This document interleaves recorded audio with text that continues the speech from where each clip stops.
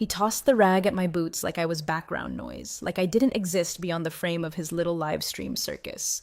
The pavement still smelled like hot rubber from the way he'd peeled in, showing off for his audience. Gold chain, designer hoodie, probably hadn't worked a real job in his life. And here I was, a 51-year-old woman with crow's feet and steel in my back pocket, getting barked at by a boy who hadn't even paid for the car he was flexing in. He didn't recognize the Dominion patch on my jacket. Didn't notice Malik hovering by the clipboard or Denise standing quietly by the fence. He just saw a woman in uniform, assumed I was the janitor of his little kingdom, and thought humiliation would make good content. Maybe it would have if the world still worked the way it did before people like me stopped apologizing.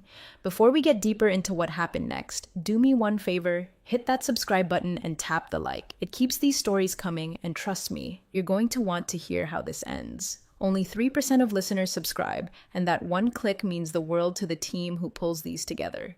Anyway, I didn't flinch, didn't even raise an eyebrow. I just stared at the rag he'd tossed. Cheap microfiber, probably stolen from the last detail shop that kicked him out. The gimbal on his phone tracked my expression, and his smirk widened like he'd already won. That smug look kids wear when they think the world owes them applause just for showing up. "You deaf?" he repeated, louder now, playing to the chat. "Hey, Grandma, this your first day?" I tilted my head. "You Jordan McAdams?" That froze him for half a beat. The smirk didn't vanish, just twitched. "What?"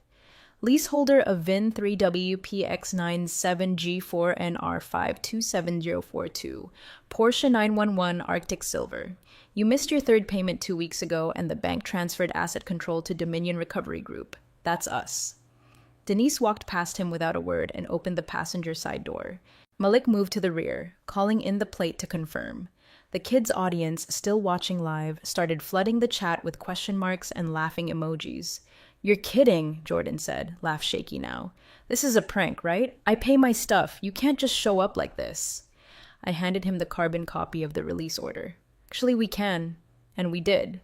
He stepped back like I'd slapped him. "I'm calling my dad." "Please do," I said. "While you're at it, let him know Section 7.3C of your lease specifically forbids commercial monetization of the vehicle without disclosure. Every single live stream you've posted with that car, breach of contract. That's what greenlit this." He looked like he wanted to argue, like he wanted to puff himself up and scream into the heavens, but Denise was already sliding into the front seat. The live stream froze. Malik had unplugged the phone from its mount. Jordan lurched forward. "Hey! That's mine." "No," I said. "It was. Now it belongs to whoever wins the auction, assuming they're not live streaming garbage takes to 12-year-olds from their mom's garage." The tow truck rolled in clean behind it. Hydraulic lift, freshly greased. It hoisted the Porsche like a toddler's toy. Jordan turned toward the balconies above. 3 neighbors leaning over railings, recording, laughing. One of them even clapped. I didn't smile. Just stepped back, clipboard in hand, and let the silence hum like a live wire. "You people are trash," Jordan spat, voice cracking. "You're ruining my brand." Malik looked at me. "Want to respond?" I shook my head. "Why?" He already said it all, we're trash, and he's walking. By the time the tow truck was halfway down the street, the chat had imploded. His followers weren't watching a prank anymore. They were watching a man lose the one thing that made him feel untouchable. I turned and walked back to the booth. Didn't gloat, didn't linger, because I didn't need to see him crumble. I'd already seen the ledger, and it didn't lie.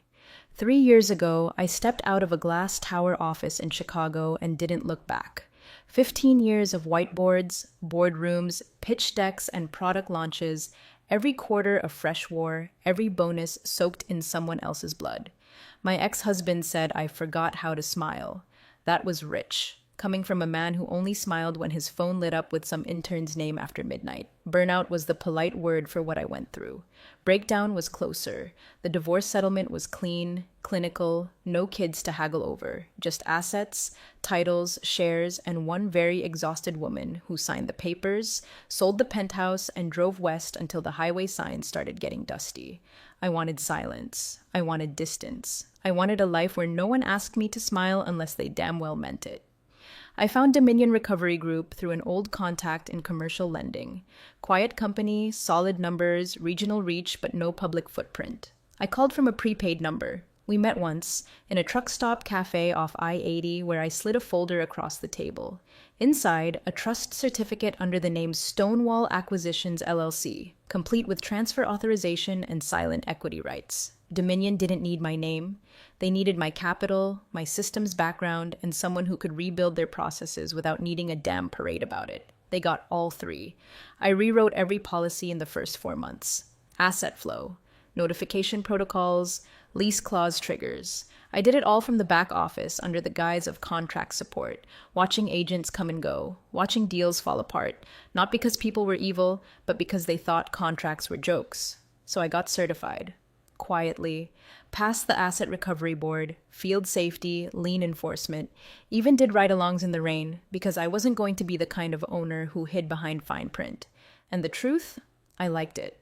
I liked the grit, the silence. The moments when you knock on a door at 5:03 a.m. and someone opens it thinking they're still in control, and you're holding a court order that says otherwise. That Porsche? It came through flagged on a quarterly report. Shell lease tied to a sketchy LLC registered in Nevada, cross-verified with influencer accounts and GPS tags. I didn't need to see his face to know the type. Flashy edits, rental homes passed off as owned, and a car that cost more than his declared income for the past 2 years. We gave him 3 notices. He ignored them. Fourth one was a legal demand, delivered by mail and email, both read, both left unanswered. That's when I filed the escalation myself. Not under my name, not from an office, just a simple digital request with the right flags and attachments. And when Malik forwarded the final hit list before Sunday's recovery shift, I saw it. McAdams, VN ending in 7042, Porsche 911, commercial misuse. I didn't tell anyone I'd be overseeing it personally. I just showed up. Same jumpsuit, same clipboard. Let him call me old man in front of 500,000 viewers. Let him toss that rag. Because that moment wasn't about him. It was about me. About everything I built, quietly, while the world assumed I'd vanished. Stonewall didn't vanish. She just learned how to collect. With interest. Jordan Vex. That was the name he splashed all over his brand. YouTube intros, Twitch overlays, Instagram bios with too many emojis. To his little fan base, he was a lifestyle mogul in the making. But to Dominion Recovery Group, and to me, he was just another delinquent asset hiding behind a ring light.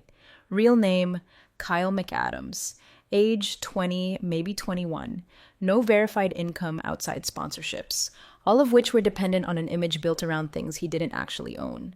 His Porsche lease was through a shell company called Vex Holdings LLC. Cute if it hadn't been so dumb.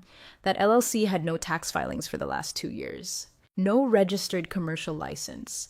And every time he revved that engine for clicks, he was breaching his own lease. Didn't even bother reading it, I'm sure. Probably signed it on an iPad at some dealership that just wanted to hit quarterly numbers. He ignored the first notice. And the second. Our final demand, delivered by certified mail and email, was read on a Thursday morning at 11:13 a.m.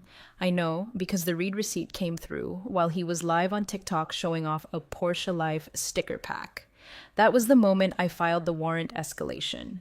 Not just a standard repo order, this one was flagged under cross-jurisdictional business misuse. Because the car wasn't just overdue, it was being illegally monetized. Our contract had a clause buried near the back, small font like always. Section 7.3c. If the vehicle is used for commercial purposes, including social media monetization, influencer branding, or promotional content, without explicit registration disclosure to the lessor, the lease is voidable at will and subject to immediate recovery. He'd never filed a disclosure. Never filed taxes on the revenue either, based on the shell's public returns. Every live stream he posted with that car in frame, a violation. Every monetized view, evidence. I built the case slowly, screenshotted every post, cross-referenced the plate, used a software crawler that tracked influencer content against VIN numbers, quiet little tool I'd written myself after a similar repo went sideways 2 years ago. That crawler found 412 unique pieces of monetized content featuring the car. 412. Most of them uploaded after the first missed payment. I didn't need to shout, didn't need to explain. The paper did all the talking. When I approached him on that lot, surrounded by his fans' digital drool, I held the clipboard like it weighed nothing. Jordan McAdams? He paused, rag still on the ground, gimbal shaking slightly as the phone tried to autocorrect its frame. How do you... That was all he got out before Malik opened the passenger door and slid into the seat like it was just another Tuesday. He popped the glove box, checked for the lease packet, and radioed Denise.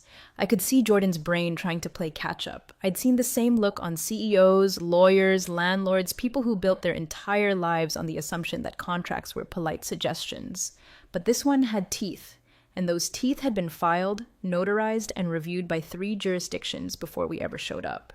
"You can't just take my car," he barked, stepping forward like he thought volume could override jurisdiction. "I've got rights. This is theft." I flipped the clipboard around and showed him the court's digital seal. "This is Article 9 of the Uniform Commercial Code in action. You're welcome to challenge it, but I'd recommend doing so with a lawyer, not a live stream." He stared at the paper like it might bite him. Then his eyes darted back to the phone, still dangling from the gimbal. "You don't get it," he stammered. This car is my brand." "No," I said. "It was your brand. Now it's an asset in transition." Denise opened the trunk. Jordan looked like he wanted to physically stop her, but hesitated, realizing she wasn't here to argue. She was here to finish. Dominion doesn't roll in half-cocked. That's the thing about paper. People laugh at it until it's holding the keys to their identity. I didn't gloat, didn't smile, just held the clipboard steady while the sun baked the blacktop and Jordan's fantasy life started leaking oil in real time. Because some people live online. But I live in the fine print. The last thing Jordan's followers saw was his panicked face contorting mid-word, one arm flailing toward the phone before Malik calmly unplugged it from the gimbal and powered it off like swatting a fly. The chat had been a rolling storm of WTF and fire emojis, but in an instant it vanished. Stream ended, curtain dropped. And all that performance energy? Nowhere to go. Jordan spun like a trapped animal, looking for someone, anyone, to validate the reality he thought he still controlled. "You can't do this!" he shrieked, voice cracking under the weight of panic. "I have 200K followers!" I didn't blink. I handed him a crisp carbon copy of the court release, the one with the seal embossed at the bottom and the default clause highlighted in yellow. "No," I said, slow and even. "You had 200K. Behind him, the tow truck reversed into position like a ballet dancer hitting their mark. No grinding gears, no screeching tires, just the smooth precision of someone who does this 100 times a month. The hydraulic arms cradled the Porsche from underneath while Jordan stood helpless, watching the only thing that gave him identity rise 2 feet off the ground. He lunged, not with full conviction, but with the kind of desperate twitch that said he didn't know what else to do. That's when Denise stepped in. She didn't yell. She didn't even raise her hand. She just turned slightly, revealing the badge clipped to her belt, and leveled him with a look that could freeze Diesel. "Don't," she said. One word. Full stop. He didn't. His shoulders dropped like someone had unplugged his spine. By the time the truck driver secured the final straps, it had been 90 seconds since the stream died. 90 seconds to dismantle a digital empire built on borrowed time and leased ego. A woman on the second-floor balcony leaned over the railing with a glass of wine and muttered, "'Bout time." Someone next to her laughed, then clapped, then someone else joined in. Light applause. Not sarcastic, not cruel, just the sound of neighbors witnessing justice land where it belonged.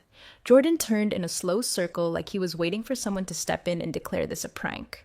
Like Ashton Kutcher might jump out of a hedge and hand him his keys back. But all he got was the empty click of Malik handing the clipboard to the driver. I didn't move. Just watched. Let him simmer in the silence he'd never prepared for. "I'll sue all of you," he muttered.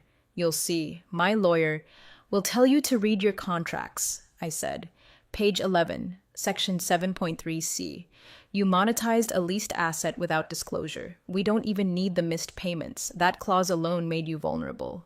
His mouth opened, but nothing came out. Just air and ego. The truck started pulling away. The Porsche angled like a prize won at the end of a rigged game. But this time, the house hadn't lost. The house had the paperwork. He tried to follow. Denise stepped gently in his path and shook her head. "Don't embarrass yourself further," she said. Not cruel, just factual. And that's what finally did it. His hands dropped. He looked down at the phone still clutched in his fist. Dead screen, shattered illusion. For the first time, he wasn't being watched. Not really. Not by people who cared. Just 3 agents, a few amused neighbors, and a legal document that cared about one thing only: enforcement. He didn't cry. I'll give him that. He He just stood there, unraveling in the heat, the smell of burned rubber and lost leverage curling into the air like incense. I turned to walk back toward the office trailer. Malik followed, then Denise. We didn't say much, no high fives, no celebration. Because we weren't the heroes, we were just the consequence. I was still peeling off the day when my phone buzzed. Not the work line, not the encrypted Dominion tablet, the personal one. The number didn't show up, just restricted. Normally I'd let that go to voicemail, but something in my gut said pick up. "This is Claire," I said, towel still slung around my shoulders, bare feet on the cold tile. A man's voice came through, calm but curious. "Miss Claire, this is Douglas Wexler, chairman of Dominion Recovery." I froze mid-step. Wexler wasn't just a name on the organizational tree, he was the tree. Founding partner, institutional legend. He hadn't spoken to me once since I signed the silent equity paperwork under Stonewall Acquisitions, LLC. He didn't need to, until now. "I've been watching this clip," he said casually. "Went viral on a few platforms. A Porsche repo, kid screaming about his followers, woman in a jumpsuit who didn't blink once." My breath caught. For a second, I wasn't sure which way this was headed. "Was that you?" I didn't lie. "Yes, sir." A beat of silence. "It was within contract bounds," I added. Clause 7.3c for commercial misuse and Clause 9.2f covering digital fraud and jurisdictional escalation. We had everything in place. Court approved, all clean. He chuckled. Not polite boardroom laughter, real, open-chested amusement. "God, I love paper," he said. I waited. "Claire," he said, voice shifting into something more formal now. "Effective immediately, we're moving you to the Operational Audit Board. Full voting rights, oversight on enforcement structure, clause application, regional protocols. You've built a tighter system in 6 months than some of our VPs did in 5 years."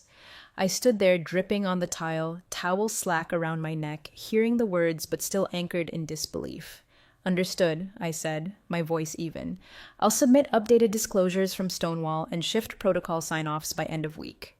"No need to rush," he said, still sounding like he was grinning. "But Claire?" "Yes?" "Next time you go viral, at least wear a Dominion badge. We've got people thinking we subcontract with Navy SEALs now." I let myself laugh, quietly, just once. We hung up. I stood still for a moment longer, letting the weight of it settle. Then I grabbed the secure tablet, uploaded the Stonewall ownership ledger, signed the updated disclosures, and submitted my voting intent registry. No more aliases, no more indirect oversight. That clip, the one Jordan had screamed through before Malik unplugged him, had hit over 4 million views by then. One of the trending comments was, "She didn't even flinch. Queen behavior." Another, "Who is she?" They didn't know, but Wexler did. And after that call, so did every director in Dominion. When I walked into headquarters 3 days later for the quarterly review, no one questioned the name on the access badge. No one glanced at the blazer instead of the jumpsuit. No whispered surprise when I walked past reception without checking in. Because from that moment forward, the woman they ignored behind the clipboard was now the one reading their reports and signing off on who stayed and who got cut loose. And she'd read every clause. Twice. The echo didn't take long. By the time I got back to the office on Tuesday, Dominion's media team had already clipped the footage. They trimmed the cursing, cut out the neighbors cheering, and layered it with a low hum of cinematic strings. The final edit was 91 seconds. No names, no faces shown. Just a tow truck, a clipboard, and one sentence over black screen at the end. Respect comes standard. It went live at 7:42 a.m. By noon, it had hit 6 million views, and Jordan, Kyle really, was unraveling in real time. His sponsors were the first to blink. One by one, they pulled links from his bios, deleted shared posts, then posted their favorite flavor of modern corporate death. "We are reevaluating our brand partnerships to ensure alignment with our core values." Translation? You embarrassed us. You're on your own. The influencer credit card he flaunted on stream, canceled before he could swipe it again. Turns out, those flex limits depend on pending deposits from affiliate campaigns. And when brands walk, so do the banks. The financial platform that backed his card issued a freeze notice citing breach of public standards agreement. Code for, you got clowned, and now you're a liability. Then came the landlord. The same high-rise where he used to film shirtless coffee shots on the balcony. Management had already received 3 tenant complaints that weekend. Noise violations, parking misuse, and my personal favorite, a note from a neighbor titled, "Can you repo his ego too?" A formal eviction notice landed in his inbox 48 hours after the tow. He posted a teary Instagram story that afternoon in a dimly lit room, saying, "They're trying to cancel me and you can't silence the truth." But there was no truth left, just silence. The sanitized clip kept climbing. Comments flooded in.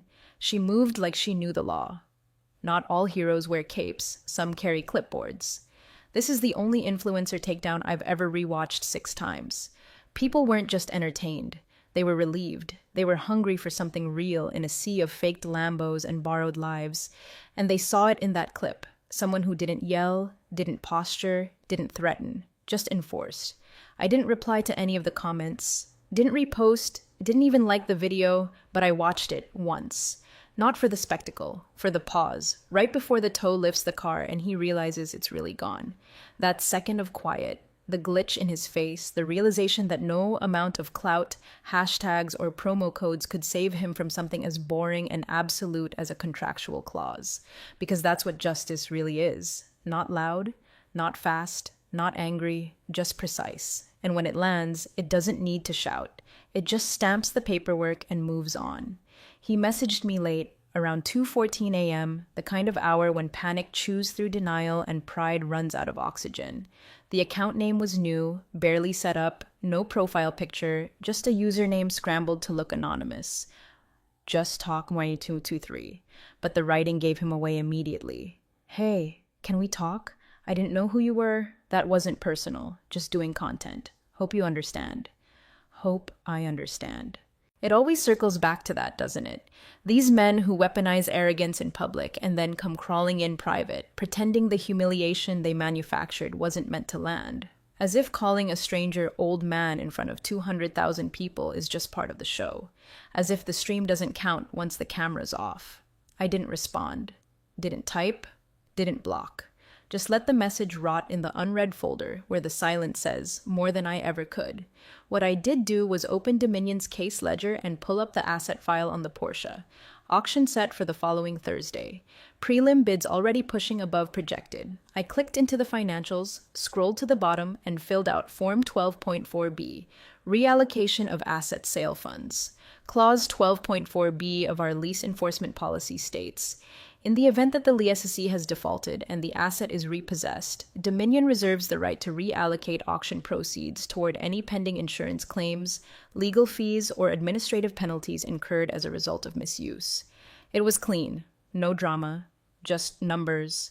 3 claims had stacked up from his usage, 2 minor collision reports he never disclosed, and 1 fraudulent endorsement he used to claim reduced insurance premiums by tagging the car as non-commercial. The audit had already flagged it. The forms were sitting in a backlog. All I did was push them to the front. Once the claim offsets processed, auction fees subtracted, and towing storage charges applied, the final amount left in his disbursement? $38.27. I reviewed it twice. Approved it, hit submit. 2 days later, he received the breakdown from Dominion's accounting team, itemized, notarized, and archived. He didn't message again. And that was the justice I preferred. Not viral clips, not Twitter threads, but numbers that speak the language of consequence. Jordan McAdams had built a brand on the illusion of untouchability, of fast cars, luxury drops, and a persona that thrived on getting away with things the rest of us had to earn. But at the end of all that bluster, all those followers, all those affiliate links and morning grind reels, he was left with $38.27, enough to buy a charger for the phone he streamed from, not enough to buy silence from a contract he never read. 2 weeks later, the concrete monument that was Dominion's HQ hadn't changed. Same steel beams, same fingerprint scanner, same oversized conference room on the 31st floor that smelled faintly of toner and strategy. But I had. This time, I walked through the front entrance without swiping someone else's visitor badge. No clipboard, no steel-toed boots, just a blazer, black slacks, and a lanyard that said, "Audit Board, full access." It felt less like arrival and more like restoration. The quarterly operations meeting was already underway when I stepped in. Agents, analysts, field leads, all gathered around a custom-cut walnut table that had probably seen more lawsuits than lunch breaks. I caught a few curious looks when I walked past the pitcher of water and took a seat up front. I didn't explain. Didn't need to. Wexler introduced me with a nod and said only, "Claire will be reviewing the enforcement pipeline with us going forward." No background, no resume read, just presence. Halfway through the meeting, one of the newer analysts, mid-20s, smart eyes, wearing a Dominion vest like a second skin, raised his hand. "Sorry, just need to ask," he said, glancing around. "That Porsche repo, the viral one, was that actually you?" I paused for half a breath. "It was." He grinned, almost apologetically. "You really just walked up, took the car midstream, and didn't blink?" I sipped my coffee and set the mug down. "Correct," I said. "Because we don't chase clout. We enforce contracts." The room went still for a second, then a quiet murmur of approval passed through, a few nods. One of the senior field officers, an old-school repo vet with elbows like sandpaper, actually tapped the table in silent applause. I didn't gloat. Just folded my notes and moved on to the next agenda item, liability risk shifts in influencer leasing. But the tone had changed. For the rest of the meeting, questions came quicker. Eyes stayed on me longer. I wasn't just that woman from the clip anymore. I was the one who wrote the updated enforcement policy they were all now quoting in their reports. My role wasn't reactive. It was foundational. Later, in the break room, a compliance officer offered me her seat. A regional manager asked if I'd review a draft clause he'd been working on. Small things, but they meant everything in a place like this.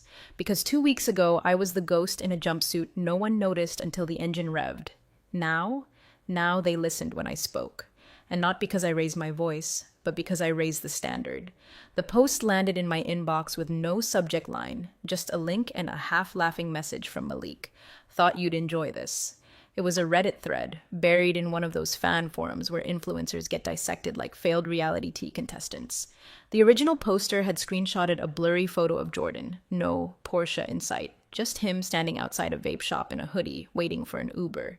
Caption, "Where's the Porsche, bro? Why you back on foot?" The comments were ruthless. Some joked about his rebrand to public transit, others speculated he'd sold the car for crypto. But it was his reply, tucked between sarcasm and shame, that stuck. "Long story," he wrote. "Met a guy who didn't care about views. He got the pronoun wrong, but the sentiment? That part was accurate, because I didn't care about followers. Or likes. Or whatever SEO-optimized persona he'd built on the back of someone else's balance sheet. I cared about enforcement, about the weight of ink on paper, and the consequences that come when you treat legal boundaries like a prop for your live stream. Jordan's fall wasn't spectacular. It didn't need to be. There was no sobbing YouTube apology, no comeback arc, just a slow digital fizzling out. Like a sparkler at the end of a party no one remembered attending. Sponsorships gone, DMs unanswered, stories left unseen. In our line of work, there are no parades when you do it right, no medals, no viral moments worth bragging about. There's just clean process, a stack of forms, a VIN that changes hands, and silence. The kind that follows you long after the cameras stop. I never replied to the thread, never logged in, never posted a follow-up. But I bookmarked it, just once, as a reminder. He tossed a rag at my boots like I was just the help. He didn't realize I owned the ledger that took his ride.